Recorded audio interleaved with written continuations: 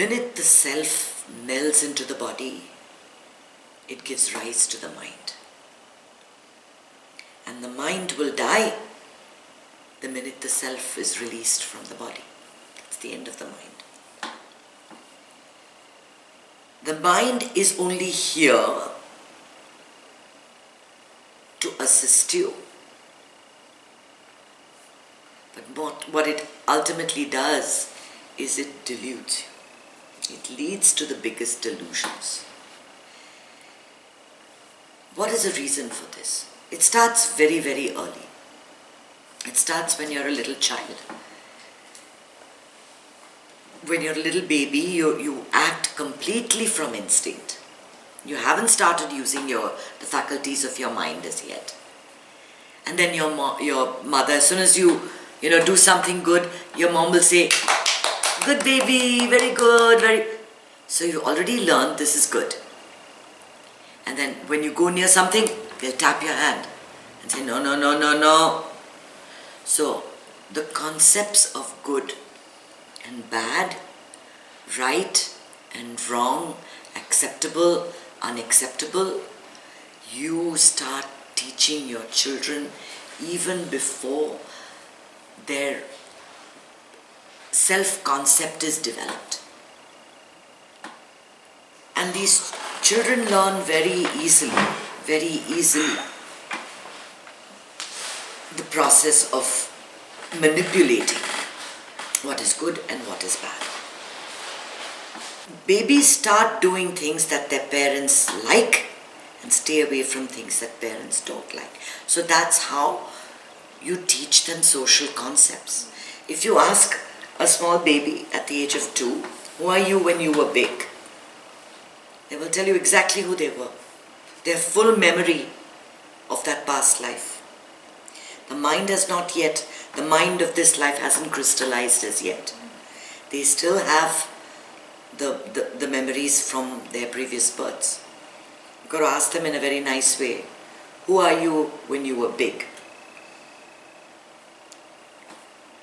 And there are people who have done research on children at this age, between the ages of 2 and 5. By the age of 5, a child is completely controlled by the mind. The conditioning is set. Now at this age, we're trying to break that conditioning. We're trying to get out of those things that we know are harmful for us or are not good for us. Now where does the mind receive all its information from? From the senses. We all through the day get information. All the time there is a bombardment of your senses without you even realizing it. Even if you just went out and sat quietly, you'll be looking at some trees, some birds, some thought will trigger some memory, something will come to something else. There'll be a constant movement of your senses are receiving. And all that gets stored into your subconscious. And right through the day you have at least 70 to 100,000 thoughts arising. All the time. One thought here, something about there, something about the house not being okay, something about your child not doing well, something about the sun shining. Okay, not worried about the sun shining, child not doing okay, oh my God, that's a very good thought. So we've trained ourselves to go towards thoughts that are interesting. And what are the interesting thoughts? Negative thoughts. Negative thoughts are highly interesting. They're nice and controversial.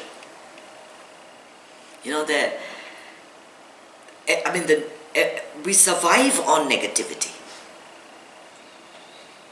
If you made a tally, and we did that in the beginning, of the number of negative thoughts you attend to, you would shock yourself. You would shock yourself. You have to think, which is why the first thought that arises when I wake up is, where is the pain? Right? That is my conditioning, my training. I have to break that. And that's the second thought of the day. It's going to be fine. I'll work through it. So it's a conscious effort. It's only when you realize that you are telling yourself that you are in pain, then that's what you get. You get pain. You can have pain and not worry about it so much if you're occupied otherwise.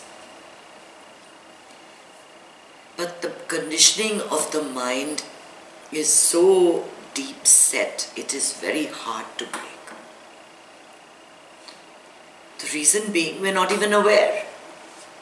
We don't even realize when we are paying attention to certain thoughts. The only time you're really aware of your thoughts is when you meditate. And you catch yourself in a cycle of thoughts.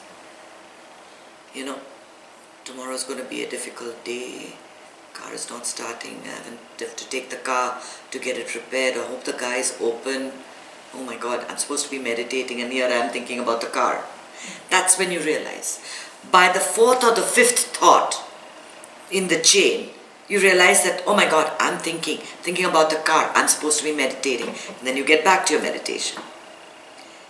But during the day, you're not doing that. You're not being mindful. You're not being aware of exactly what your thought process is. So the minute somebody tells you something controversial, you jump onto it. Oh, you know what Donald Trump said today? I know, and did you see this show, and did you see that show, and did you see what he said here?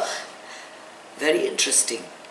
Nobody's talking about the third candidate. I don't even remember his name, Democratic candidate, and what he said, right? We only are interested in the controversial one. The one that's saying things to ruffle everyone's feathers. See how your mind works. You want to only think about things that bother you because, now you've got something to deal with. Now there's a problem to be solved. The boss that's not talking to you properly. How many times have you gone over those conversations? Again and again and again. I'll tell him this next time and I'll tell him this next time. And this is how I'm going to deal with it. You may not even get that opportunity. Again and again and again, you go back and back and back. You have to realize what the quality of your thoughts are. Your mind is the quality of your thoughts.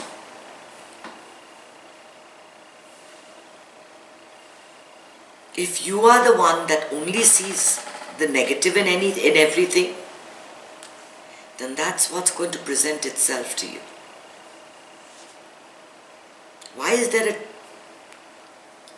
a train full of people and you're the one that gets robbed?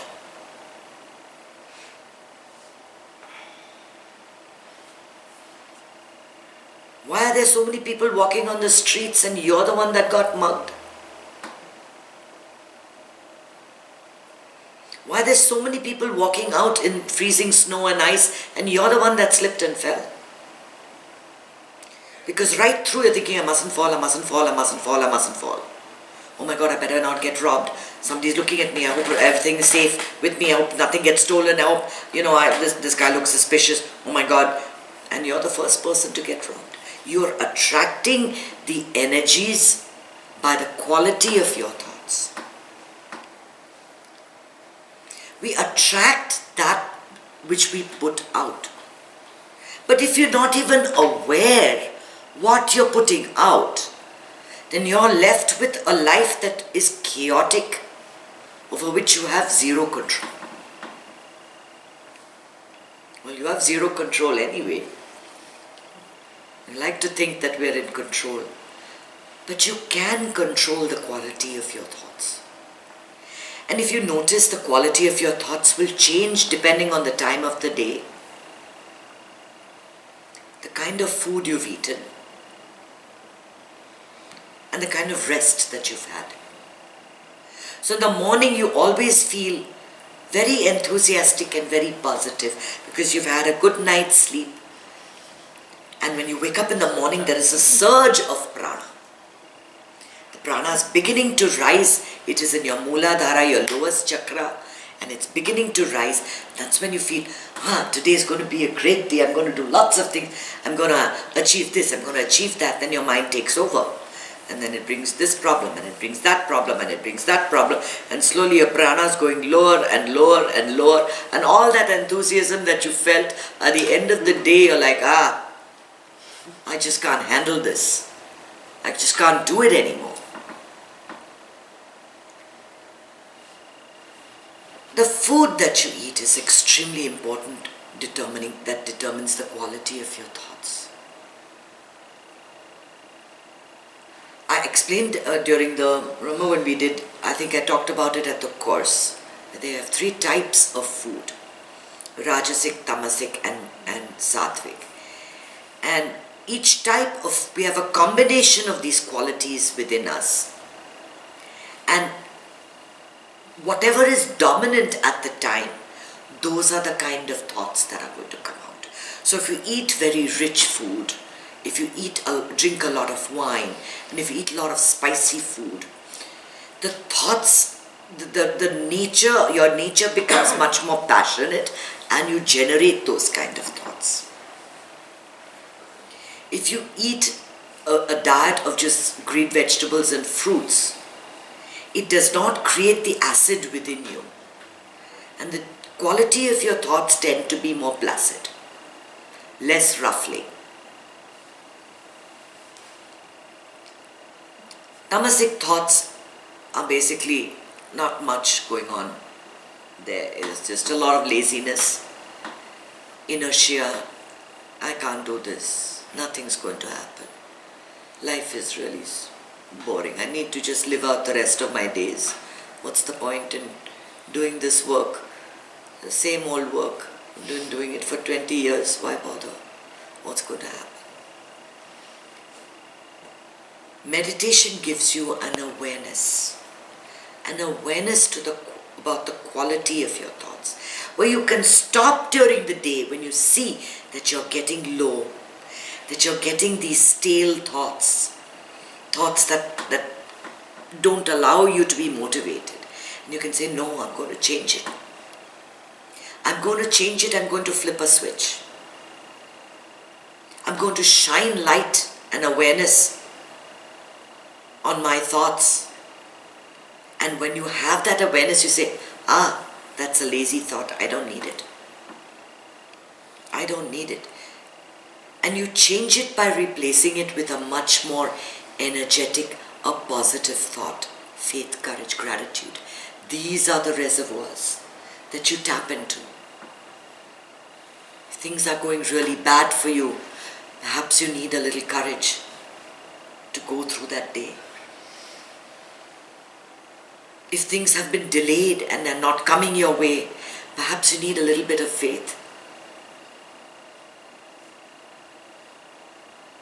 And if there's been too much of indulgence and you're lethargic because of that, perhaps you need a little gratitude